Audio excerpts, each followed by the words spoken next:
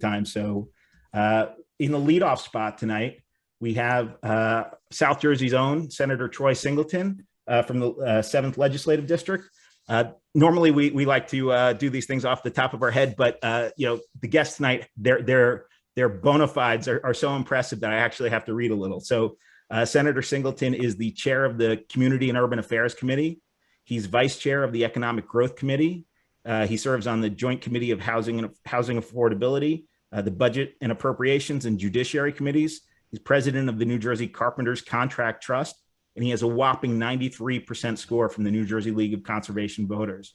And of course, he's the primary sponsor of the landmark environmental justice bill that was passed into law last year in New Jersey. And so with that, let's give a big South Jersey welcome to our own Senator Troy Singleton.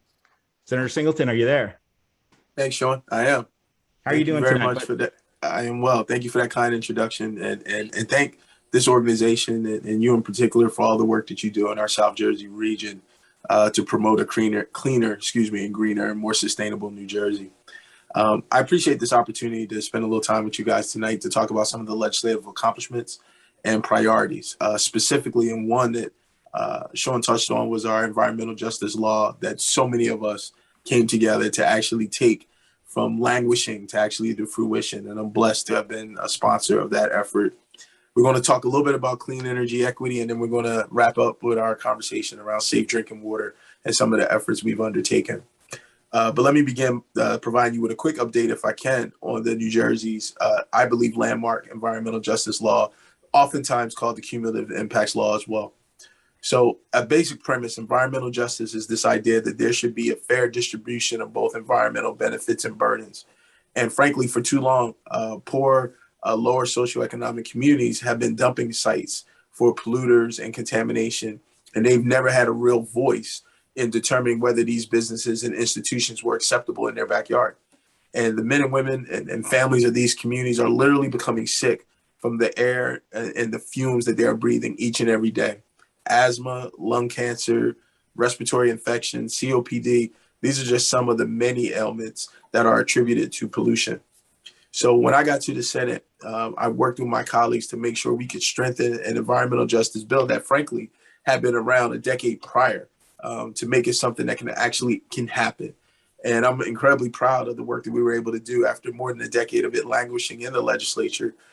We were finally able to get real movement on this issue. And ultimately, the bill got signed into law just over a year ago. And frankly, is being hailed as a national model for other states to emulate and hopefully our federal government to actually take the real lead and move something on a federal level. And I know Senator Booker has been arduously working on that.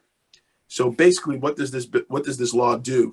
It authorizes the New Jersey DEP to evaluate the environmental and public health impacts of certain facilities in overburdened communities. Under the law, these communities would be given an opportunity to voice their concerns during public hearings on the siting of future projects and would require the DEP to assess the environmental impacts to the area. Essentially, this law seeks to promote and build upon what I believe the type of host community engagement that some environmentally insensitive facilities already undertake, but requiring community involvement in the permitting decisions specifically. And to be clear, we estimate there are about 310 municipalities in New Jersey's census tracts within these communities that have overburdened communities within them. So there was a sense of urgency to get this done once and for all, because generations of New Jerseyans were having these adverse health effects we talked about due to the overabundant siting of these toxic facilities in their neighborhood. As many know this because so many have been following this issue closely. The department just announced last week that it issued Administrative Order number 2021-25 to meet the legislative intent of the law, while the implementing regulations we believe will be developed in the spring. So stay tuned for that. So beyond just ensuring that these communities are not overwhelmed by industries that pollute the air they breathe and the water they drink, we also must make sure that there are equal partners and have an equal opportunity in the quest for clean energy. So if we are serious, all of us, if we're serious about our commitment to having clean energy in New Jersey, then it must be inclusive of all communities, especially those that are underserved and low income. All New Jerseyans, not just some, must have the access to the many economic and environmental benefits that clean energy can provide. That means providing job training, employment opportunities to meet those who have suffered the most from years of pollution and neglect. To achieve this, I introduced a proposal in the Senate called the Clean Energy Equity Act. I'm pleased to inform this group that this bill has already passed the Senate, and I'm hopeful that the Assembly will act on this bill during our lame duck period post-election until the new legislature is sworn in. This measure establishes the Office of Clean Energy Equity, which would be charged with overseeing a fair distribution of clean energy and sustainability programs, as well as providing technology, job opportunities, and infrastructure enhancement that comes with those projects to overburdened communities. Under the measure, the office would establish community solar and energy efficiency programs, which would benefit, we estimate, at 250,000 low-income households by 2030 by lowering the overall percentage of income that families spend on energy. The office would also be required to create a minimum of 1,600 megawatt hours of energy storage in overburdened communities over that same time period.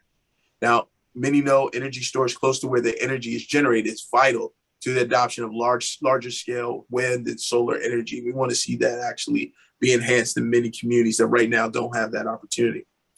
Additionally, to ensure that the low-income households have equal opportunity to find meaningful careers, the proposal requires workforce training for about 2,500 individuals from overburdened communities by 2025 in the clean energy sector. As a labor guy, this is a key component for me because creating paths to long-term, well-paying, and accessible jobs, frankly, is more important than ever, and especially as we try to rebuild our state's economy and continue to get people back to work.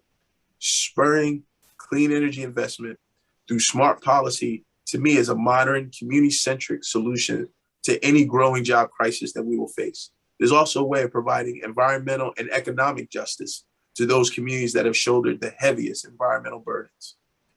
Lastly, as it relates to clean water, honestly, we've tried to work on making sure our air is clean and our energy is clean, but we also have to make sure our drinking water is clean and safe to drink. And to me, that starts with removing lead pipes from our state's water infrastructure. Safe drinking water is something, frankly, so many of us take for granted. We turn on the faucet and don't think twice about what is coming out of the spout. Yet there's a privilege that not many have. So according to the U.S. Environmental Protection Agency, more than 1.5 million New Jerseyans are served by a water utility that has been cited for excessive contaminants since 2014. Just as alarming, the American Water Works Association reports that there are around 350,000 homes and businesses in New Jersey served by lead service lines, the 5th highest in the nation. This is especially concerning because drinking water contaminated with lead is extremely dangerous to a person's health, especially our young folks, our children, and their development. To address this frankly statewide problem, we introduced a measure which will require public water systems to inventory and replace lead service lines within 10 years. Additionally, each public water system in the state will now be required to develop a service line inventory in order to determine the existence or absence of a lead service line at each service connection in the area. I'm pleased to report that this measure was signed into law by Governor Murphy in July. This new law is crucial towards detecting and replacing lead service lines across the state and ultimately working toward the goal of ensuring that every person in the state has access to safe, clean drinking water. In conclusion, my friends, I want to thank you for allowing me this brief opportunity to provide you with an update on some of our environmental accomplishments and the work that we've done. And we know the work ahead still is plentiful, and we count ourselves in the legion of those who are willing to roll up our sleeves and do that work.